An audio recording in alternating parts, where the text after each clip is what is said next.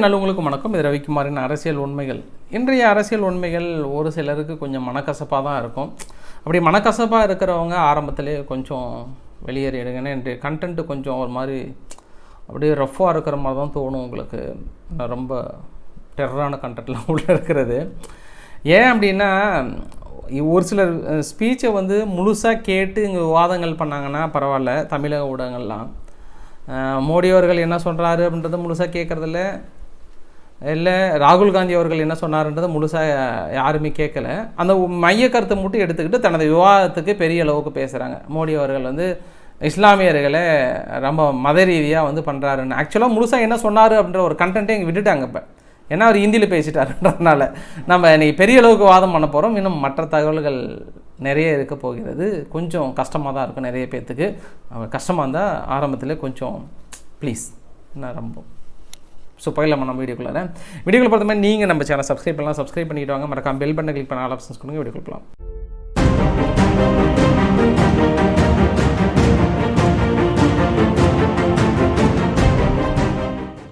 குஜராத்தில் சூரத் பாராளுமன்ற எலெக்ஷனில் வின் பண்ணிட்டார் ஒரு கேண்டிடேட். இப்போ கூட்டிகிட்டு இருக்கிறார்ல அவர் தான் முகேஷ் தலால் போட்டியின்றி தேர்வு செய்யப்பட்டார். காங்கிரஸுக்காக போட்டியிட்ட ஒருத்தர் வேட்பாளர் அனௌன்ஸ் பண்ணாங்கல்ல, அந்த வேட்பாளர் பரிசீலனால் என்ன பண்ணிட்டாருன்னா அவரை பரிந்துரைக்கிறவர் வந்து கையொப்பம் போடாமல் விட்டுட்டாருன்றாங்க. என்னப்பா ஒரு அப்ளிகேஷனை வெரிஃபை பண்ணாமல் இந்த அளவுக்கு கொடுத்துருக்காங்க. சரி, எப்பயுமே என்ன பண்ணுவாங்கன்னா ஒரு வேட்பாளர் அனௌன்ஸ் பண்ணி அப்ளை பண்ணாங்கன்னா ஒரு டம்மி வேட்பாளர் ஒன்று அப்ளை பண்ணுவாங்க. ஏன்னா இது மாதிரி ரிஜெக்ட் ஆகிடுச்சுன்னா டக்குன்னு அவர் பண்ணிடலானுமா டம்மி வேட்பாளரையும் ஒன்று போடுவாங்க. அதையும் போட்டாங்களான்னா அவருமே வந்து எதோ ரிஜெக்ட் ஆகிட்டாங்க. சரி, அவர் தான் அப்படின்னா மற்ற வேட்பாளர்கள் யாராவது ஸ்ட்ராங்காக இருந்து போட்டி போகிறாங்கன்னா யாருமே இல்லை, எல்லாமே போயிட்டாங்களாம். முடிஞ்சு போச்சா கதை. தனது வெற்றி கணக்கை ஒன்று தொடங்கிட்டாங்களாம். நீங்கள் 1000 தான் சொல்லுங்கள், மேட்ச் ஃபிக்ஸிங் மீது எல்லாத்தையும் தொடங்கினா கூட உங்கள் வேட்பாளரை நீங்கள் ஸ்ட்ராங்காக நிறுத்தணும். சித்தாந்த ரீதியாக யார் ஸ்ட்ராங்கு யார் வீக்கு, இவர் வந்து வேட்பாளரை அனௌன்ஸ் பண்ணால் நாளைக்கு காசு வாங்கிட்டு ஓடிவாருன்னு கூட தெரியாமல் நீங்கள் வேட்பாளர் நிறுத்துறீங்க அப்படின்னும் போது அதை நம்ம ஒன்றும் சொல்ல முடியாது. எல்லா இடத்துலைங்க வேலை கொடுத்து பேசதாங்க செய்வாங்க. தமிழ்நாட்டில் கூட வேலூர் தொகுதியில் இதே என்னாச்சு அப்படின்னா போன 2014 ஏவா வேலு அவர்களை எதிர்த்து நின்ற இதே பிஜேபியோட கேண்டிடேட் என்ன பண்ணார், ஒருத்தர் அந்த கிளம்பி போகிறேன்னு அனௌன்ஸ் பண்ணி அப்ளிகேஷன்லாம் அதுக்கப்புறம் சென்னை போனவர் வரவே இல்லை. கேட்டால் பணம் வாங்கி நின்றுக்கிட்டாரு அப்படின்ற மாதிரிலாம் சொன்னாங்க. இந்த மாதிரி எல்லா இடத்துலையும் நடக்க தாங்க செய்யும். ஆனால் அதெல்லாம் தாண்டி கரெக்டான ஆளை கண்டுபிடிச்சி நிறுத்துறது தான் எலெக்ஷன். அது கூட முடியலன்னா காங்கிரஸ் வந்து எவ்வளோ வீக்காக இருக்குன்றதுக்கான ஏற்கனவே இமாச்சல் பிரதேசத்தில் 10 எம்எல்ஏ போட்டியின்றி தேர்வாயிருக்காங்க. எம்பியும் கிட்டத்தட்ட ஜெயிக்கிற கண்டிஷன் தான் சொல்லிட்டாங்க. இது 2வது தடவை இது. சரி, எல்லோரும் என்ன நினச்சாங்கன்னா தோல்வியின் விளிம்பில் இருக்கிறனால இப்படி விலை பேசிட்டாங்க அப்படின்னு சொன்னால் அதுவுமே பொய் தாங்க. இங்கே பாருங்கள், முன்னாடி 2019 நடந்த தேர்தலில் இதே சூரத் தொகுதியில் 7,95,000 ஓட்டு. ஆஃப் அண்ட் பார்ட்டி எவ்வளோ வாங்கியிருக்காங்க பாருங்கள், 2,47,000, கிட்டத்தட்ட 74%, வெறும் 23%. சரி, இதுக்கு முன்னே 2014 பார்த்தோம் அப்படின்னா 7,18,000 ஓட்டு, 1,85,000, வெறும் 19% தான் வாங்கியிருக்கிறாங்க அவங்கள எதிர்த்து. ஸோ இதெல்லாம் ஒரு ஃபேக் ப்ரோபகண்டா. 7 லட்சம் ரொம்ப ஸ்ட்ராங்கு. சூரத் பொறுத்தவரைக்கும் 7 லட்சம் எங்கே, சும்மா ஒரு 2 லட்சம் ஓட்டு கூட இல்லை எங்கே, எவ்வளோ வித்தியாசம் இருக்குது. அதனால் தோல்வியின் விளிம்பில் இப்போலாம் விலை பேச ஆரம்பிச்சிட்டாங்கன்னா அது சும்மா ஒரு ஆறுதலுக்காக அப்படியே சொல்லிவிட்டு நம்ம மனசுக்குள்ளே வேதனை அனுபவிச்சுட்டு ஆறுதலாக சொல்லுவாங்கள்ல, அந்த மாதிரி எடுத்துக்கலாம். ஸோ காங்கிரஸ் தொடர்ந்து இன்னும் ஸ்ட்ராங்காக இருக்க வேண்டிய தருணமும் கூட. ராஜஸ்தான் பரப்புரையில் மோடி அவர்கள் பேசினது, மோடி அவர்கள் என்ன சொன்னாங்கன்னா 2006 மன்மோகன் சிங் அவர்கள் பேசும்போது இங்கே நிறைய சொத்துக்கள் அதாவது ஓவராலாக இங்கே இருக்கக்கூடிய சொத்துக்கள் பெரும்பாலும் யாருக்கான முழு அதிகாரம் இருக்கிறது அப்படின்னா இஸ்லாமியர்களுக்கு தான் முழு அதிகாரம் இருக்கிறது, அவர்களுக்கு தான் கொடுக்கணும் அப்படின்னு சொல்லப்பட்டதுக்கு. ஸோ அவர் இஸ்லாமியன்னு சொல்லாமல் எல்லா மக்களுக்கும் குடியுரிமை அப்படின்னு கூட சொல்லியிருக்கலாம். ஏன்னா இஸ்லாமியர்கள் முதன்மைப்படுத்தும் போது அப்போ இந்துக்கள் மீதியெல்லாம் வந்து கேள்விக்குறி வருது இல்லையா. அதனால் அவர் சொன்னதன் அடிப்படையில் உங்களுடைய சொத்துக்கள் எல்லாமே வந்து யாருக்கு முன்னுரிமை நேச்சுரலாகவே காங்கிரஸ் கொடுப்பாங்கன்னா இந்துக்களுக்கெல்லாம் கிடையாது, இஸ்லாமியர்களுக்கு முன்னுரிமை கொடுப்பாங்க. உங்கள் சொத்துக்கள்லாம் பறிக்கப்பட்டு இஸ்லாமியர் அப்படின்ற வார்த்தையை அவர் பயன்படுத்தலை.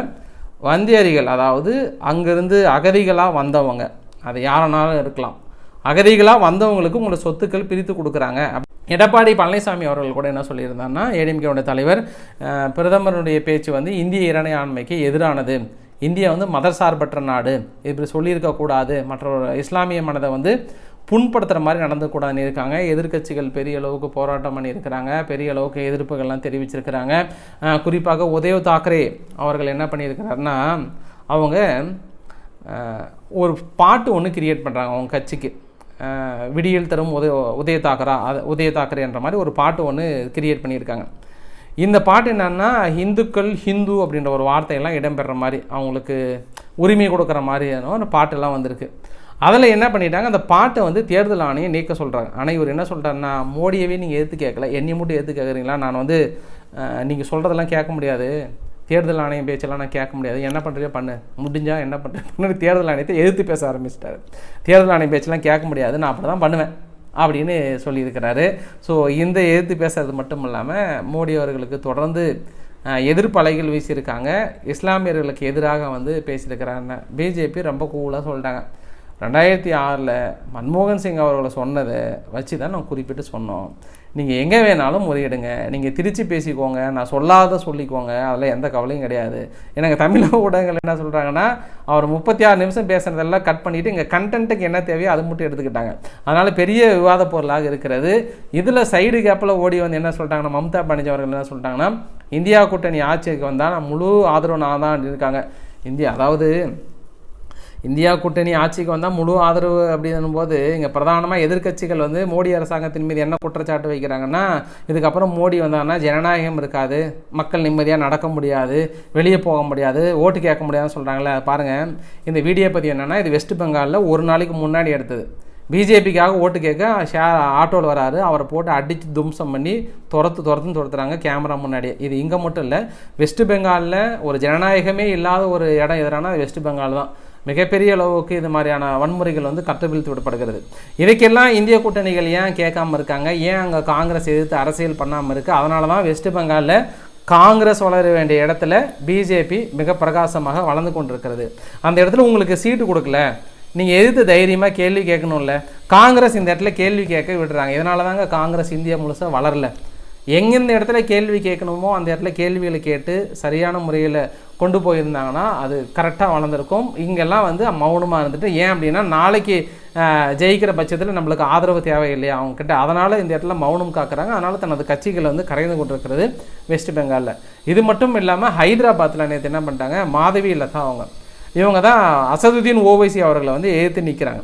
அசதுதீன் ஓவைசி அவர்கள்லாம் லாஸ்ட் டைம் கூட பற்றி நான் பேசியிருந்தேன். ஒரு ராமநவமி அப்போ என்ன பண்ணுறாரு, ஒரு அம்பு ஒன்று எடுத்து இப்படி அடிக்கும்போது கரெக்டாக எதிரில் மசூதி மாதிரி இருந்திருக்கு அப்படின்ற மாதிரி சொல்லப்படுறதுக்கு, அதற்கு அவங்க நான் வந்து எதாச்சியாக தான் விட்டேன் அம்பு, மசூதி மேலே விடலன்னு சொல்லிட்டு தனது மன்னிப்பை வந்து கோரியிருந்தாங்க. அதுவே பெரிய விவாத பொருளாக இருந்தது இல்லையா.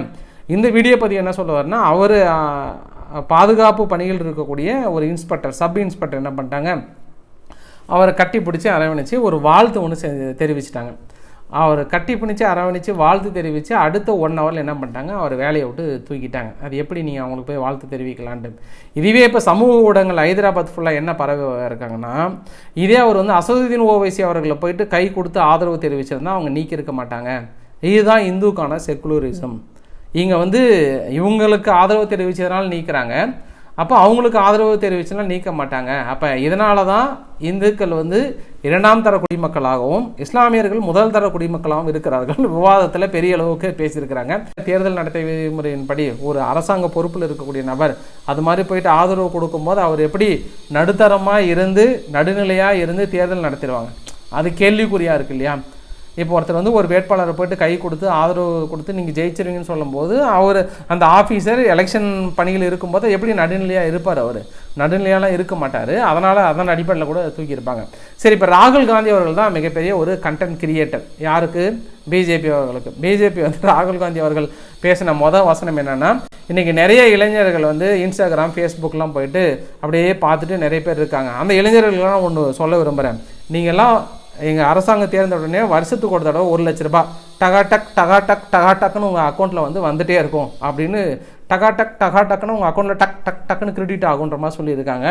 ஐயா, வேலை வாய்ப்புகளை உருவாக்குங்க. வேலையே இல்லாமல் இந்த ஃபேஸ்புக்கு ட்விட்டர் பார்த்துட்டு இருக்கிற இளைஞர்களுக்கும் இல்லை, வருஷத்துக்கு 1 லட்சம் அப்படின்னா மாதம் கிட்டத்தட்ட 9,000 10,000 பக்கம் நாங்கள் கொடுக்குறோன்னு சொல்வது என்பது வேறு தாக்கத்தை ஏற்படுத்தும் அப்படின்னு ஒரு விமர்சனம் பண்ண ஆரம்பிச்சிட்டாங்களா. 2வது விமர்சனம் என்னென்னா, நேற்று தெலுங்கானா பரப்புரையில் கூட என்ன சொல்லிட்டாருன்னா, ஒட்டுமொத்த நேஷனையும் நாங்கள் ஆட்சிக்கு வந்தோடனே எக்ஸ்ரே எடுப்போம். இந்த எக்ஸ்ரே எடுத்து அதில் வந்து மைனாரிட்டிஸ் யார் அப்படின்னு பார்த்துடுவோம். மைனாரிட்டிஸ் யாருன்னு பார்த்துட்டு அதில் வந்து சர்வே எடுப்போம். இண்டிவிஜுவலோட சர்வே தனிப்பட்ட முறையில் எடுத்துகிட்டு யார் யாரெல்லாம் ரொம்ப வெல்த்தாக பணக்காரங்களாக இருக்காங்க அதெல்லாம் எடுத்துகிட்டு அந்த பணக்காரங்களோட கேஸ்டெல்லாம் அனலைஸ் பண்ணிவிட்டு அதை திரும்பியும் வெல்த்தாக இருக்கக்கூடிய சொத்து எல்லாமே வந்து டிஸ்ட்ரிபியூட் பண்ணி ஏழைகளுக்கு கொடுத்துடுவேன். அவர் மைனாரிட்டின்னு சொல்லப்பட்டது ஓசியை சொன்னேன், பிசியை சொன்னேன், எம்பிசியை சொன்னேன், முஸ்லீம்ஸும் சுயத்தி தான் சொன்னேன்.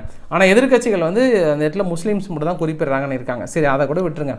நீங்கள் எல்லாத்தையும் தான் சேர்த்து கூட சொல்கிறீங்க அப்படின்னா இது யாருடைய சித்தாந்தத்தின் கோட்பாடு அப்படின்னா இது கம்யூனிஸ்டினுடைய கொள்கை. இது கம்யூனிஸ்ட் ஏன் இந்த அளவுக்கு காணாமல் போச்சு அப்படின்னா இதனால தான். ஒருத்தர் வந்து உழைச்சி கஷ்டப்பட்டு பணக்காரராக இருக்கிறாங்கன்னா அவங்கக்கிட்ட இருக்கிற சொத்தெல்லாம் பிடிங்கி இந்த பக்கம் நீங்கள் கொடுத்துட்டு நீங்கள் எல்லோரும் ஈக்குவல் தான் அப்படின்ற கான்செப்ட் யார் கொண்டு வந்தது அப்படின்னா கம்யூனிஸ்ட் தான். கம்யூனிஸ்ட் ஆரம்பத்தில் ஏன் கொண்டு வந்தாங்கன்னா அரசியல்வாதிகள்லாம் பெரிய அளவுக்கு கொள்ளையடித்து அவங்க பணக்காரர்களாக்குறாங்க, மீதி மக்கள் ஏழ்மையாக்குறாங்கன்னா எத்தனை பேர் பணக்காரர்களாக இருக்கிறாங்க, எத்தனை எம்பி கேண்டிடேட் எல்லாமே வந்து மிகப்பெரிய கோட்டீஸ்வரர் லிஸ்ட்டில் இருக்கிறாங்க. அப்படின் போது அவங்களே ஏற்று பேசுகிற மாதிரி தான் இருக்கும். அதாவது என்ன சொல்ல வராங்கன்னா பணக்காரர்களுடைய சொத்துக்களை பிடுங்கி மைனாரிட்டிஸ் நாங்கள் கொடுக்க போகிறோம் அப்படின்னு சொல்லியிருக்கிறாங்க. இதனால தான் மோடி அவர்கள் என்ன சொல்லிட்டாருன்னா மக்களுடைய சேமிப்புகளையும் சொத்துக்களையும் கொள்ளையடிக்க காங்கிரஸ் குறி வைக்கிறது. அது இன்னும் ஒரு படி கீழே போயிட்டு என்ன சொல்லிட்டான்னா உங்களுடைய தாலிகள் கூட அறுக்கப்படும், ஏன்னா உங்களுடைய சொத்துக்கள் எல்லாமே பிடுங்கி எல்லாத்துக்கும் கொடுக்க போகிறோம், மைனாரிட்டிஸுக்கு கொடுக்க போகிறோம் அப்படின்ற மாதிரி சொல்லப்பட்ட அந்த கருத்தை தான் அவங்க சொல்லியிருக்காங்க. ஏன் நீங்கள் இது மாதிரி சொல்கிறீங்க? கம்யூனிஸ்ட் சித்தாந்தத்தை கொண்டு வந்து இப்போ இதுதான் இந்த மாதிரியான கண்டென்ட் தேவையா காங்கிரஸுக்கு? எவ்வளோ இருக்குது? எலக்ட்ரல் பாண்ட் பேசுங்க, மற்ற விஷயத்தை பேசுங்க, 10 வருஷம் ஆட்சியில் மக்களுக்கு பிடிக்காத நிறைய விஷயங்கள் இருக்குது அதை பற்றி பேசுங்க. இதெல்லாம் விட்டுட்டு எங்கள் பொண்ணு வந்து பணக்காரர்கிட்ட வாங்கி இருக்கக்கூடிய சொத்துக்கள்லாம் பிடிங்கி நான் ஏழைக்கிட்ட கொடுக்க போகிறேன் அப்படின்னு சொல்லும்போது இது கண்டென்ட். இதெல்லாம் யாருக்கு? பிஜேபி கண்டென்ட் போதும். இந்த எலெக்ஷனை அருமையாக முடிச்சிடுவாங்க. இப்போ 26ஆம் தேதி நடக்குது இல்லையா, அந்த எலெக்ஷனை சிறப்பாக பிஜேபி வந்து முடிக்க போகிறாங்க. எல்லாமே காங்கிரஸ் வந்து ஒன்றா அவங்களுக்கு கொடுத்துட்ருக்காங்க. இன்னொரு விஷயம் கூட சொல்லியிருக்காங்க, நிறைய விஷயங்கள் அடுத்தடுத்து வெளியிட ஆரம்பிச்சிட்டாங்க. இப்போ சீதாராமையா அவர்கள் வந்து அவருடைய கவர்மெண்ட் கூட இங்கே பாருங்கள், இதில் இந்த ரைட் சைடு இருக்கிறது 445 கோடி வந்து இந்துக்கள் கோயிலால் வரப்பட்ட ஃபண்டு. இது அப்படியே இந்த பக்கம் என்ன பண்ணுறாரு, ட்ரான்ஸ்ஃபர் பண்ணுறாரு 330 கோடி, அதாவது வகுப்பு ப்ராப்பர்ட்டிக்கும் மீதி பில்கிரம்ஸ் சைட்ஸுக்கும் கிறிஸ்டியன் கம்யூனிட்டிக்கும் வந்து கொடுக்குறேன்னு ஏற்கனவே அவங்க முடிவு எடுத்திருக்காங்க. இதை பேஸ் பண்ணி தான் பிஜேபி என்ன சொல்கிறாங்கன்னா இந்துக்களோட சொத்துக்கள் எல்லாமே வந்து பிடிங்கி அந்த பக்கம் கொடுக்குறாங்கன்ற கான்செப்டில் வந்து சொல்லியிருக்காங்க. ஸோ இது எல்லாமே கண்டென்ட் நீங்களாக கொடுக்குறீங்க. ஏற்கனவே சித்தராமையா அவர்கள் சொல்லியிருக்காங்க, I will share the wealth of the nation to Muslims. நாங்கள் முஸ்லீம்ஸுக்கு இந்த இருக்கக்கூடிய ஷேரை வந்து நாங்கள் கொடுக்க போகிறோம்னு சொன்னாங்க. ஸோ இதன் அடிப்படையில் இப்போ பிஜேபி வந்து கரெக்டாக என்னப்பா நம்மளுக்கு வட மாநிலங்களில் கண்டென்ட் கரெக்டாக என்னப்பா இருக்கும், இப்போது நிலைமைக்கு இதுதான் நம்மளுக்கு தேவை அப்படின்னு எடுத்து பிடிச்சிட்டாங்க. இதற்கு இங்கே இருக்கக்கூடிய ஊடகங்கள்லாம் வந்து நேற்று இஸ்லாமியர்கள் குறித்த சர்ச்சை பேசியிருக்கிறாங்க. இன்றைக்கி பெண்களுடைய தாலியை கூட அபகரிக்கணும்னு காங்கிரஸ் நினைக்கிறாங்கன்னும் போது மிகப்பெரிய ஒரு வெறுப்பு பேச்சை வந்து மக்கள் மத்தியில் விதைக்கிறார். ஒரு பிரதமர் பொறுப்பில் இருந்தக்கூடிய மோடி அவர்கள் இந்த மாதிரி பேசுவார் என்பது நாங்கள் எதிர்பார்க்கல அப்படின்னு சொல்லிட்டு தொடர்ந்து தேர்தல் ஆணையத்துக்கு வந்து தனது கருத்துக்களை வந்து தெரிவிச்சிருக்கிறாங்க. இன்னும் இங்கே இருக்கக்கூடிய விவாதங்கள்லாம் வந்து ஆர்எஸ்எஸ்னுடைய சித்தாந்தத்தை மோடி அவர்கள் வந்து வெளிப்படுத்தியிருக்காங்கன்ற ஒரு குற்றச்சாட்டுமே வந்து சொல்லியிருக்காங்க. அதற்கு இங்கே இருக்கக்கூடிய ஒரு சிலர்லாம் வந்து என்ன போட்டிருந்தாங்க அப்படின்னு பார்த்தோன்னா இந்த வகுப்பு வாரியம் டெல்லியில் இருக்கக்கூடிய மேஜர் ஆஃப் த சொத்து, அது இல்லாமல் வேர்ல்டுலே 3வது மிகப்பெரிய லேண்ட் லார்டு யார் அப்படின்னா வகுப்பு வாரியம் தான். இஸ்லாமியோட வகுப்பாரியம் தான் மிகப்பெரிய அளவுக்கு சொத்துக்கள் வச்சுருக்காங்க. 2014க்கு முன்னாடியெல்லாம் பார்த்தோன்னா காங்கிரஸ் வந்து டெல்லியில் மிகப்பெரிய அளவுக்கு சொத்துக்களை வந்து தானமாகவே கொடுத்துட்டாங்க அரசாங்கத்தின் சார்பாக டெல்லியில் எல்லாமே. நாளைக்கு நாங்கள் வந்தோம் அப்படின்னா இது மாதிரி தானமாக கொடுக்கப்பட்ட சொத்துக்கள், இலவசமாக கொடுக்கப்பட்ட சொத்துக்கள் இஸ்லாமியர்களுக்கு நாங்கள் பறிக்கப்படுவோம்ன்ற மாதிரி இந்த பக்கம் வந்து பேச ஆரம்பிச்சிட்டாங்க. ஸோ இந்த தேர்தலோட பிரச்சாரம் பொறுத்த வரைக்கும் மிக பயங்கரமாக போய் கொண்டிருக்கிறது. குற்றச்சாட்டுக்களை பதிவு பண்ணுற இடத்துல விட இனி இந்த மாதிரியான தாக்கம் யாருக்கு சாதகமாக அமையும் என்பது உங்களுக்கு தெளிவாக தெரியும். ஸோ தேர்தல் பிரச்சாரத்தை எப்படி தனக்கு சாதகமாக்கணுன்றதுல பிஜேபி வந்து ரொம்ப தெளிவாக போயிட்டுருக்காங்க. அவங்களுக்கான கண்டென்ட்டை தொடர்ந்து ராகுல் காந்தி அவர்கள் வந்து கொடுத்துட்ருக்காங்க அப்படின்னும் எனக்கு தோணுது. அதே போல் காங்கிரஸ், கர்நாடகா காங்கிரஸ் என்ன பண்ணிட்டாங்கன்னா சித்தராமையா அவர்கள் வந்து இப்போ வறட்சி நிவாரண நிதி எங்களுக்கு அனௌன்ஸ் பண்ணணும், அதை வந்து உடனடியாக அறிவிக்கணும், இன்னுமே வந்து அனௌன்ஸ் பண்ணாமல் இருக்காங்கன்னு சொல்ல அது கோர்ட்டில் கூட கேஸ் என்ன சொல்லியிருந்தாங்கன்னா இப்போ வந்து தேர்தல் ஆணைய கட்டுப்பாட்டில் இருக்கிறனால எங்களால் அனௌன்ஸ் பண்ண முடியல, எங்களுக்கு கொஞ்சம் டைம் கொடுங்கன்னு சொல்லிட்டு மத்திய அரசு வந்து பதில் மனு தாக்கல் பண்ணியிருந்தாங்க. மத்திய அரசும் மாநில அரசும் கொஞ்சம் இணக்கமாக போங்க, கொஞ்சம் சீக்கிரமாக அந்த ஃபண்டு ரிலீஸ் பண்ணுற வழியை பாருங்கள் அப்படின்னு உச்சநீதிமன்றம் ஒரு தீர்ப்பு கொடுத்துருக்காங்க. அதை தாண்டி எங்களுக்கு உடனடியாக ஃபண்டு ரிலீஸ் பண்ணணும்னு சொல்லிட்டு ஒரு போராட்டம் பண்ணியிருக்காங்க. ஃபைனலாக இங்கே லைட்டாக திராவிட மாடல் அரசையும் லைட்டாக சீண்டி இருக்கிறாங்க. இந்த ஜூனியர் விகடன் என்ன பண்ணியிருக்காங்க, ரோடு போட்டது சரியில்லை, ரோடெல்லாம் அப்படி அப்படி கையோடு பேந்துட்டு வருது என்ற மாதிரியான ஒரு வீடியோ பதிவு திருப்பத்தூர் அருகே பொம்மி குப்பம்ன்ற பகுதியில் கையை விட்டாவே பேந்துட்டு வருதுன்ற மாதிரி வந்து சொல்லி ரோடு தரமில்லைன்னு சொல்லியிருக்காங்க. எல்லாம் கரெக்டு தான். மேபி இன்னும் அவர் மேலே பல வழக்கு பதிவு பண்ணல, அதாவது தார் ரோடு சேதாரம் பண்ணிட்டார்ன்ற வழக்கு பதிவு பண்ணல. ஏன்னா ஏற்கனவே இதே மாதிரி ஒருத்தர் வந்து தார் ரோடு சும்மா அப்படி கையில் இப்படி போட்டால் இப்படி எடுத்தாவே வருதுன்னு சொல்லிட்டு கேஸ் ஃபைல் பண்ணவருக்கு தார் ரோடு சேதாரம் பண்ணிட்டாரு, நல்லா அந்த ரோடை பிடுங்குறாருன்னு சொல்லிட்டு ஃபைல் பண்ணியிருந்தாங்க திமுக. இப்போ திடீர்னு இவர் மீதும் பண்ணுவதற்கு வாய்ப்புகள் இருப்பதாகவும் சொல்லப்படுகிறது. காங்கிரஸுடைய கவுன்சிலோட பொண்ணு நேஹா அவர்களோட கொலை வழக்கு இருக்கு இல்லையா, குறிப்பாக அதாவது கேரளா ஸ்டோரியை மையமாக வச்சு தான் என் பொண்ணு வந்து டார்கெட் வச்சு கொண்டிருக்காங்க அப்படின்றத வந்து லவ் ஜிகாத் கான்செப்டில் தான் இன்றைக்கி வெளிப்படையாகவே சொல்லியிருக்காங்க. ஸோ அப்போ காங்கிரஸுக்கு எதிரான ஒரு தனது கொள்கைகளை வந்து அனௌன்ஸ்மெண்ட் நேரடியாக வெளியிட்டிருக்கிறாங்க. ஏன்னா காங்கிரஸ் நேரில் உள்ளே போயிட்டு சமாதானப்படுத்தியிருக்கணும். இன்னொன்று கேரளாவில் மிகப்பெரிய ஒரு ஷாக்கிங்னா பத்தனம்திட்டா தொகுதியில் வெளிப்படையாகவே கிட்டத்தட்ட 100 பாதிரியார்கள்லாம் ஒன்று சேர்ந்து நாங்கள் எங்கள் ஃபேமிலி வந்து கிட்டத்தட்ட 10,000 ஃபேமிலி நாங்கள் பிஜேபிக்கு சப்போர்ட் பண்ணிட்டு வெளிப்படையாக லெட்டர் ஒன்று எழுதி பெரிய அளவுக்கான இது அனௌன்ஸ் பண்ணியிருக்கிறாங்க. இது மிகப்பெரிய ஒரு சேஞ்சஸ். கேரளாவில் பத்தனம்திட்டா தொகுதியில் பிஜேபி கேண்டிடேட் நாங்கள் அனௌன்ஸ் பண்ணுறோன்னு தான் சொல்லப்பட்ட இந்த ஈஸ்டர்ன் சர்ச்சுன்னு சொல்லுவாங்க. இந்த ஈஸ்டர்ன் சர்ச் முழுவதும் திருவள்ளா அந்த பகுதியை சுற்றி பெரிய சப்போர்ட் பண்ணுறேன்னு சொல்லியிருக்காங்க. இது மிகப்பெரிய ஷாக்கிங் சர்ப்ரைஸ் கேரளாவில். ஸோ இன்றைக்கு ஓரளவுக்கான தகவலை கவர் பண்ணி நினைக்கிறேன். பிடிச்சிருந்தால் லைக் பண்ணுங்கள், ஃப்ரெண்ட்ஸை ஷேர் பண்ணுங்கள், சப்ஸ்கிரைப் பண்ணுங்கள். ரவிக்குமார் அரசியல் உண்மைகள். நன்றி, வணக்கம்.